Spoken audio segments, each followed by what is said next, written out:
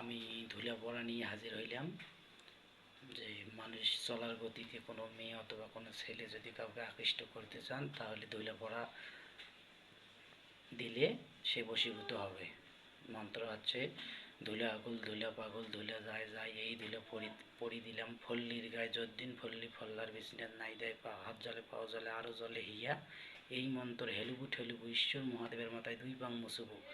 এই মন্ত্রটা ওনার পায়ের একটু ধুলে, মেয়ে হোক অথবা ছেলে হোক, পায়ের ধুলে নেওয়া লাগবে। ধুলেটা নেওয়ার পর মাথায় পিছনের পাশ দিয়ে ছিটি দেওয়া লাগবে, তাহলে 7 দিনের মধ্যে বশীভূত হবে। কিন্তু মন্ত্রটা সিদ্ধ করে নেওয়া লাগবে। আগে মন্ত্রটা ভালো করে শুদ্ধ করে নেওয়ার পর তারপর মন্ত্রটা কাজে লাগাবেন। আর কথা হচ্ছে যে যদি একটু আমিষ নিরামিষ খাইতে পারেন তাহলে আরও অনেক সুবিধা হয়। আর যদি বুঝতে না পারেন তাহলে আমাকে কমেন্ট করে জানাবেন, আমি আপনাকে সাজেশন দিয়ে দেবো। নমস্কার বন্ধুরা।